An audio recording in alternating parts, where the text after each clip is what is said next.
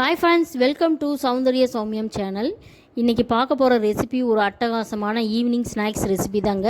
இது டீ குடிக்கிற டைமில் சட்டுன்னு செய்யக்கூடிய ஒரு ரெசிபி தான். அது என்ன ரெசிபின்னு பார்க்குறதுக்கு முன்னாடி, நம்ம வீடியோக்குள்ளே போகிறதுக்கு முன்னாடி நம்ம சேனலுக்கு சப்ஸ்கிரைப் பண்ணாதவங்களாம் சப்ஸ்கிரைப் பண்ணுங்கள், லைக் பண்ணுங்கள், ஷேர் பண்ணுங்கள்.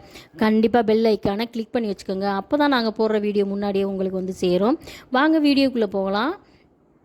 இப்போ நம்ம பார்த்துட்ருக்கிறது போண்டா தாங்க. இது என்ன போண்டா, எப்படி செய்கிறதுன்றதை நம்ம போய் விரிவாக பார்க்கலாம் வாங்க. இந்த போண்டா வந்து சட்டுன்னு செய்யக்கூடியதுங்க. எல்லாருக்கும் பிடித்தமான போண்டா. இது எப்படி செய்யலான்றதை பார்க்கலாம். இதுக்கு தேவையான பொருட்கள் என்னென்னு பார்த்துடலாம். வெங்காயம், பொடிசாக நறுக்கிய வெங்காயம் 1, பச்சை மிளகாய் 4 பொடியாக நறுக்கினது, கருவேப்பிலை, கொத்தமல்லி தேவையான அளவு, இஞ்சி வந்து ஒரு சிறு துண்டளவு தோல் நீக்கியது, 1/4 கப்பு வந்து தயிர். இப்போ நம்ம வந்து இந்த போண்டா செய்கிறதுக்கு நம்ம கோதுமையில் தாங்க இந்த போண்டா செய்யிருக்கோம். கோதுமையில் போண்டாவா அப்படின்னு கூட நீங்கள் கேட்கலாம். கோதுமையில் சூப்பராக இருக்கும், அட்டகாசமாக இருக்கும் சாப்பிட்றதுக்கு. அது எப்படி செய்கிறதுன்றதெல்லாம் நம்ம பார்க்க போகிறோம். நான் வந்து எங்கள் வீட்டுக்கு தகுந்த மாதிரி குவான்டிட்டி 1/2 கப் அளவுக்கு நான் வந்து மாவு எடுத்திருக்கேன். நீங்கள் உங்கள் வீட்டுக்கு தகுந்த மாதிரி கூட்டி குறைச்சி மாவு போட்டுக்கலாம். அதுக்கேற்ற மாதிரி நம்ம வந்து சால்ட்டு போட்டுக்கலாம். குவான்டிட்டிக்கு தகுந்த மாதிரி 1/2 ஸ்பூன் அளவுக்கு நீங்கள் டேஸ்ட்டு பார்த்துட்டு நீங்கள் உப்பு போட்டுக்கோங்க. நான் வந்து அப்புறமா வந்து கொஞ்சம் ஒரு ஆப்பசோடா ஒரு சிட்டிகை அளவுக்கு போட்டிருக்கேன். இது எதுக்காகனா கொஞ்சம் நல்லா ஃப்ளஃபியாக வர்றதுக்காக, நல்ல புசு புசுன்னு இருக்கிறதுக்காக நம்ம இதை போடுறோம். அதுக்கடுத்து நம்ம எடுத்து வச்சுருக்க 1/4 கப் அளவுக்கு தயிர் எடுத்து வச்சுருக்கேன். ரொம்ப புளிக்காதது, நார்மலாக இருக்கணும் அந்த மாதிரி தயிர் எடுத்து வச்சுக்கோங்க. வெங்காயம், பச்சை மிளகா, நம்ம காமிச்ச பொருட்கள் எல்லாத்தையுமே போட்டுக்கலாம். போட்டுட்டு நம்ம இதை வந்து பிசைஞ்சு நம்ம போண்டாவாக போட்டுக்கலாம். இதுக்கு வெங்காயம் போட பிடிக்காதவங்க வெங்காயம் போடாமலும் செய்யலாம், வெங்காயம் போட்டும் செய்யலாம். ரெண்டுமே நல்லா இருக்கும். தயிரும் சேர்த்துக்கலாம். தயிர் வந்து கண்டிப்பாக சேர்த்தோன்னா இதுக்கு வந்து கொஞ்சம் சாஃப்ட்னஸ் கிடைக்கும், கொஞ்சம் அந்த ஒரு டேஸ்ட் இருக்கும் தயிர் போட்டோம்னா. அதுக்காக தான் நம்ம தயிர் போடுறோம். தயிர் பிடிக்காதவங்க வந்து அதை ஸ்கிப் பண்ணிக்கலாம். இப்போ வந்து இதுக்கு தேவையான ஜீரகம் ஒரு ஸ்பூன் அளவுக்கு ஜீரகம் போட்டுக்கலாம். சோம்பு இல்லை, சின்ன ஜீரகம், ரசத்துக்கு யூஸ் பண்ணுற ஜீரகம் போட்டுக்கலாம். போட்டுட்டு ஒரு ஸ்பூனால் இதெல்லாம் நல்லா கிளறி விட்டுக்கலாம். ஏன்னு கேட்டிங்கன்னா, நம்ம போட்டிருக்க இன்க்ரீடியன்ட் எல்லாமே வந்து மாவோட ஒன்று சேர்ந்து கலக்கிறதுக்காக இந்த ஸ்பூனை வச்சு ஒரு கலந்துட்டு தான் அப்புறமா தண்ணி ஊற்றி நம்ம பிசையணும். தண்ணியோட ஒரே தான் நீங்கள் ஊற்றிடக்கூடாது. ஒரே ஸ்ட்ரோக்கில் ஊற்றினீங்கன்னா தண்ணி ஆகிடும். அது மாவு கலந்தால் கூட அது ஒரு டேஸ்ட்டு வித்தியாசமாக இருக்கும்.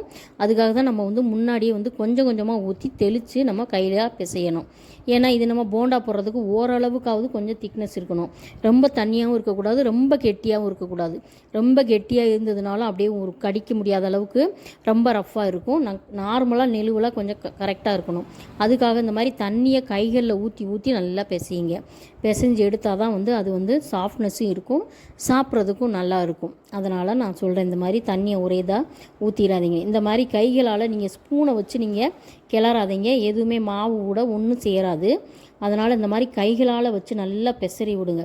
நம்ம சாதம் வந்து கூழ் கரைப்போம் இல்லையா, அந்த மாதிரி கைகளால் நல்லா பிசைஞ்சு விட்டுட்டு ஒரு 10 நிமிஷம் ஊறலாம். இல்லைன்னா ஒரு மணி நேரம் நீங்கள் ஊற வச்சாலும் இதோட டேஸ்ட்டு வந்து இன்னும் கொஞ்சம் அதிகரிக்கும். அந்த மாவில் வந்து ரொம்ப நல்லா சாஃப்ட்னஸ் கிடச்சி நம்மளுக்கு நல்ல போண்டா சூப்பராக கிடைக்கும். அது 1 மணி நேரமும் ஊற வைக்கலாம், சட்டுனும் செய்யலாம். நான் இப்போ உடனே தான் செய்ய போகிறேன். இப்போ இதுக்கு தேவையான எண்ணெய் ஊற்றி நம்ம வந்து அடுப்பில் காய வைக்க போகிறோம். ஒரு அடிகனமான பாத்திரமாக எடுத்துக்கோங்க. ஏன்னு கேட்டிங்கன்னா, எண்ணெய் வந்து நார்மல் பாத்திரமாக இருந்தால் எண்ணெய் சட்டுன்னு சூடாயிரும். போட்ட உடனே வந்து போண்டா வந்து கருகல் தன்மை வந்துடும், உள்ளே வேகாமல் இருக்கும்.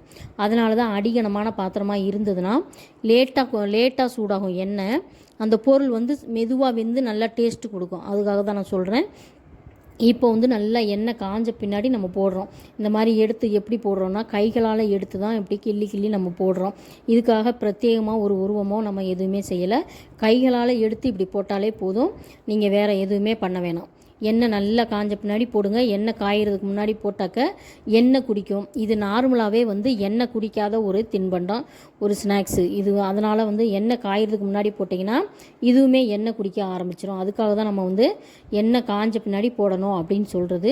இது மாதிரி எல்லாத்தையுமே நல்லா போட்டு நல்லா நார்மல் தீயில் வச்சு, ரொம்ப கூட்டியும் இல்லாமல் ரொம்ப குறைச்சும் இல்லாமல் நடுத்தரமாக அந்த தீயை வச்சு நம்ம எரிச்சோன்னாக்கா அது வந்து நார்மலாக வெந்து நல்லா சாஃப்ட்னஸ் கொடுத்து டேஸ்ட்டு அதிகரிக்கும். இந்த மாதிரி இப்போ லேசாக செவந்த பின்னாடி திருப்பி விட்டு எடுத்து நம்ம போண்டாவை எடுத்துக்கலாம். இப்போ பாருங்கள் அடியில் நல்லா வெந்துருச்சு. அதுக்கப்புறமா நம்ம திருப்பி விடலாம். அதுவே நல்லா வந்து பால் பாலாக ஊறலும். நம்ம போட்ட உடனே லேசாக வெந்த உடனே பால் பாலாக அப்படியேவும் தண்ணியில் நல்லா மிதக்கிற மாதிரி அப்படியே மிதங்கும். எண்ணெயே கொஞ்சம் கூட குடிக்கவே குடிக்காது. நீங்கள் செஞ்சு பார்த்துட்டு கண்டிப்பாக சொல்லுங்கள், இது எண்ணெய் குடிக்குதா குடிக்கலையா, டேஸ்ட் எப்படி இருக்குன்னு சொல்லுங்கள். இது மற்ற போண்டாவை விட மைதா மாவு போண்டாவை விடவே இது டேஸ்ட்டு சூப்பராக இருக்கும். நீங்கள் ஸ்கூல் விட்டு வர்ற குழந்தைங்களுக்கு உடனே செஞ்சு கொடுக்கணும், வீட்டிலே கடைகளில் வாங்காமல் வீட்டிலே ஒரு வந்து ஆரோக்கியமான ஒரு போண்டாவை செஞ்சு கொடுக்கணும் அப்படின்னு நினச்சிங்கன்னா இந்த போண்டாவை சட்டுன்னு செய்யலாம். ஒரு 10 நிமிஷத்தில் ரெடி பண்ணிடலாம். நம்ம வீட்டில் கண்டிப்பாக மாவு இருந்துக்கிட்டே இருக்கும், கோதுமை மாவு. அது எல்லா வீட்லேயும் கோதுமை மாவு கண்டிப்பாக இருக்கும். அந்த மாவு எடுத்து வெங்காயம் பச்சை மிளகாய் வெட்டி போட்டு உடனே எண்ணெயை காய வச்சு எடுத்து போட்டிங்கன்னா போண்டா ரெடி ஆகிடும். அப்படி செய்யக்கூடிய ரெசிபி தான் இது. இப்போ போண்டா ரெடி ஆயிடுச்சு பாருங்கள், ஒரே மாதிரியான கலரில் வந்துருச்சு. இதுக்கப்புறம் விட்டோம்னா கொஞ்சம் கரிஞ்சு போயிடும். அதனால் இந்த ஸ்டேஜில் எடுத்து டீ குடிக்கிற டைமில் செஞ்சு கொடுங்க. வீடியோ பிடிச்சிருந்தால் லைக் பண்ணுங்கள், ஷேர் பண்ணுங்கள், கண்டிப்பாக லைக் பண்ணுங்கள், சப்ஸ்கிரைப் பண்ணுங்கள். தேங்க்யூ.